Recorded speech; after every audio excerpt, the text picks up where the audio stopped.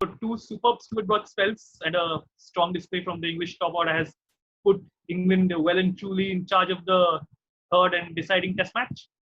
Oh yeah, Stuart Broad, the man of the moment again. I think England will never drop him from now on after these two performances that he's put in the second and third test.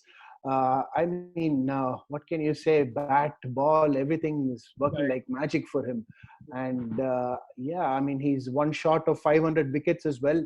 Yes. So he's True. definitely going to complete it over the course of tomorrow, or if the match goes on to the fifth day, then another big milestone coming up for him. Yeah, and I know we keep talking about Broad in this segment. We have been for the past 2 days, but this really has been his Test match, and in a way, his series. It started off, with him expressing his displeasure at being dropped in Southampton, and he really hasn't looked back since. I mean, with the ball, then with the bat, even the 6 West Indies wickets that fell today, 4 in the first innings, and the 2 in the second, all went to him. He wants to gobble up everything that comes his way. Yeah, after having made such strong statements after being dropped in the first test, he had to back it up.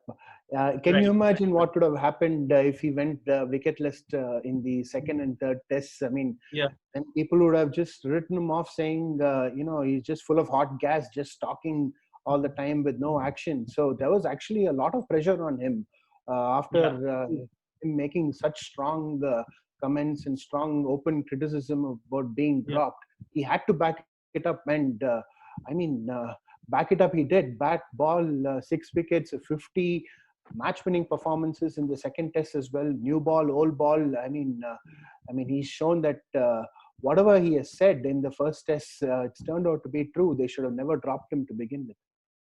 Correct. I remember James Anderson before the start of this Test match had said that he certainly hopes that both him and Broad can continue to lead the charge for England with the new ball. And it's great to see both of them doing so well, considering you have a new clique of fast bowlers coming up for England. Jofra Archer, of course. So even Archer can gain a lot by just being around these guys, considering these are still early days for him in international cricket. Watching these guys bowl, how they operate, handle themselves.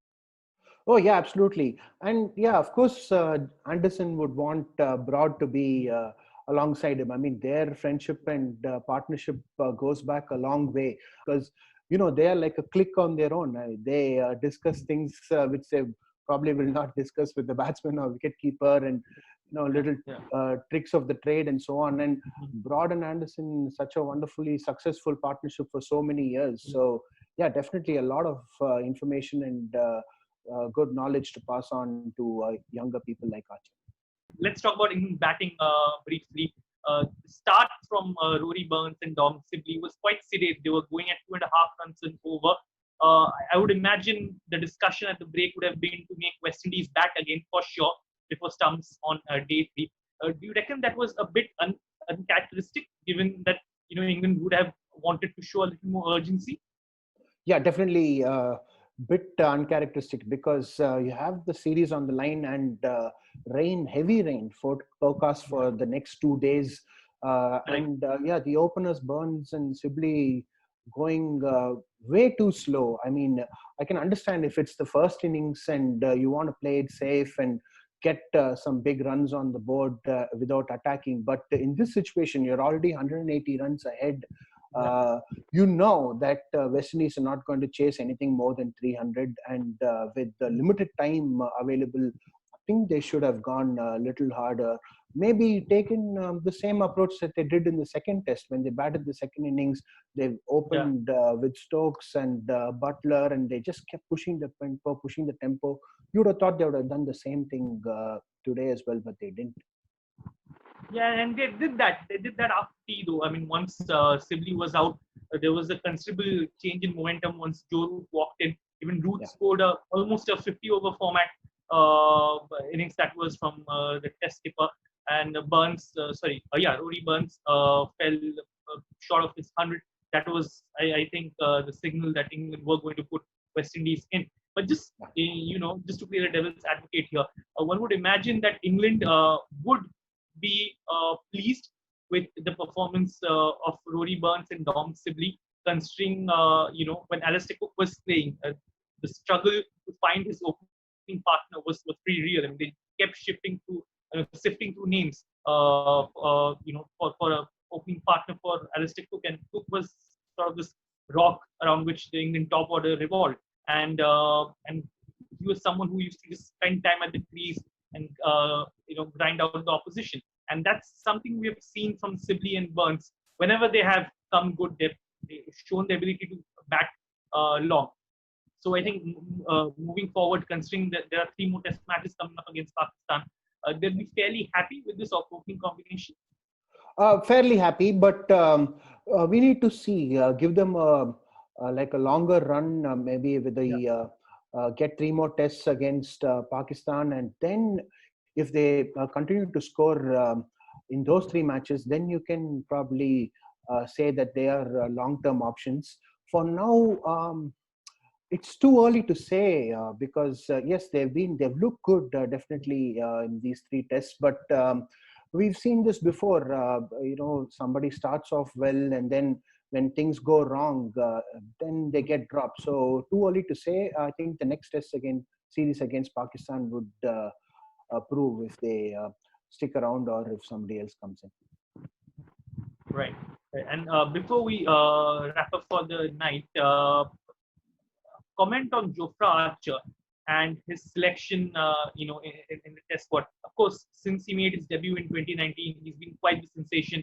There was the World Cup, and of course his duel with Steve Smith at Lord's, where he felt the Australian right-hander. And I must admit that was perhaps the fastest I've seen an English bowler bowl in a long time. But if it's just about pace, perhaps Mark Wood is just as quick, if not quicker. I mean, we saw that in a test match earlier in the series. He was clocking 140 plus regularly. Of course, the line and length was an issue. But what makes the England management prefer an Archer over Wood? Is it just pace, or is there more to it than the selection? More to it than just the speed of the bowler? Yeah, it all comes down to Archer being a match winner. Simple as that. Mark Wood, he may have the pace, but he's not a match winner the way Archer is a match winner. The difference here is it's not enough just to have the pace. You have to know how to use it. And by that, I mean bowling in the right areas. For example, when Archer wants to bowl a bouncer, it's right at your throat. It's not, over the head or outside off. There are no easy deliveries that the batsman get.